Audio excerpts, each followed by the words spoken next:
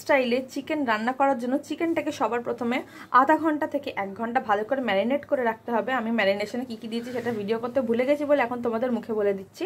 এতে আমি দিয়েছি হচ্ছে নুন, Kashmiri red chilli powder, normal red chilli powder, জিরে গুঁড়ো, ধনে গুঁড়ো, নুন, বিরিয়ানির মশলা, আদা রসুনের পেস্ট, টক দই আর দিয়েছি একটু মিট মশলা। এগুলো দিয়ে ভালো করে ম্যারিনেশন করে রেখেছি। এরপরে শুধু এটাকে কষাবো। আর তোমরা যদি আলু মেশাতে চাও তাহলে আলু মেশাতে পারো, আমি এখানে আলু মেশাচ্ছি। চলো তোমাদের পরের প্রসেসটা দেখাই। সর্ষের তেলের মধ্যে জিরে আর তেজপাতা ভালো করে ফোড়ন দিয়ে আলুগুলোকে লাল লাল করে ভেজে তুলে রাখবো। এবার দিয়ে দেবো এই গোটা গরম মশলাগুলো। দেখতেই পাচ্ছ আমি ছোটো এলাচ আর বড় এলাচটা একটুখানি ফাটিয়ে দিয়েছি। দিয়ে দিলাম আর স্লাইস অনিয়ন, মধ্যে আমি টমেটোসগুলো দিয়ে দিলাম আর ম্যারিনেটেড চিকেনটাকেও ঢেলে দিলাম। এবার এর কাজ হচ্ছে শুধু কষানো, আমরা এতে জল দেবো না। যতক্ষণ না কষে জল ছেড়ে দিচ্ছে, মানে তেল ছেড়ে দিচ্ছে, ততক্ষণ আমরা এটাকে কষিয়েই যাব। আর একটা জিনিস বলতে ভুলে গেছিলাম, এতে কিন্তু আমি অল্প একটু জায়ফল, জয়িত্রীর গুঁড়ো আর হলুদ গুঁড়ো দিয়েছিলাম। হাফ কষানো হয়ে গেছে, দেখতেই পাচ্ছ তেল ছেড়ে এসেছে। এই টাইমে আমরা দিয়ে দেবো একটা secret ingredient. Yes, secret ingredient and that's milk. তোমরা চাইলে এখানে পাউডার্ড মিল্কও ইউজ করতে পারো। আমি এখানে 1/4 কাপ নর্মাল গরুর দুধ ইউজ করলাম।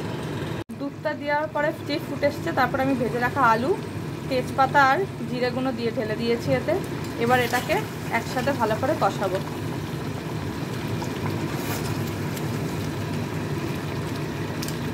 আমি এটাকে প্রায় হাফ অ্যান আওয়ার ধরে কষিয়েছি। আমার কষানো কমপ্লিট।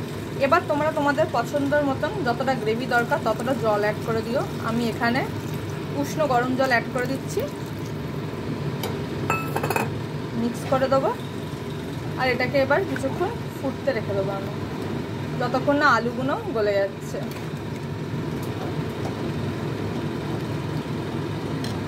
এতে অনেকটা পরিমাণ কারি পাতা কুচি আর জেনারেস অ্যামাউন্ট অফ ধনে পাতা কুচি দিয়ে দিলাম। এটাকে শিমার হতে দেবো যতক্ষণ না আমার ডিজায়ারেবল স্টেজে আসছে গ্রেভিটা, ততক্ষণ আমি এটাকে ফুটতে দেবো। তোমরা যদি চাও এরকম ঝোল ঝোল খেতে তাহলে তোমরা রাখতে পারো, বাট আমি এটাকে একটুখানি মড়াবো ঝোলটাকে, যাতে গ্রেভিটা একটুখানি যেন কষা কষা হয়। এই যে আমার চিকেন রান্না করা কমপ্লিট হয়ে গেছে। একটা লেগ পিস তুলে তোমাদের দেখায়। এই দেখো লেগ পিসটা। এবার আমি গ্যাসটা অফ করে দিয়ে খুন্তিটা বার করে নিচ্ছি। প্লিজ সাইডে আওয়াজটাকে ইগনোর করো, আমাদের এখানে রাস্তায় কনস্ট্রাকশনের কাজ হচ্ছে, তাই জন্য সারাক্ষণ ড্রিল মেশিনের আওয়াজ হচ্ছে। রাস্তা করে নতুন রাস্তা বানানো হচ্ছে, তাই জন্য।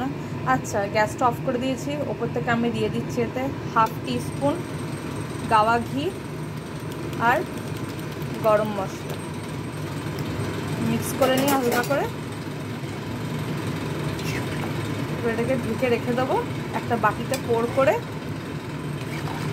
এই অ্যারোমাটা সারা চিকেনের মধ্যে, আলুর মধ্যে, সবার মধ্যে মিক্স হয়ে যাবে। আর তারপরে খাওয়ার সময় দেখবে তোমরা আঙুল চেটে চেটে একেবারে খাবে। So our mutton style chicken is ready. খেতে পুরো মাটনের মতন, বাট অ্যাকচুয়ালি এটা চিকেন। তাই তোমরা যারা রেড মিট খাও না তারাও এটা খেতে পারো। রেড মিটের পুরো টেস্ট হবে, বাট অ্যাকচুয়ালি কোনো ক্ষতি হবে না।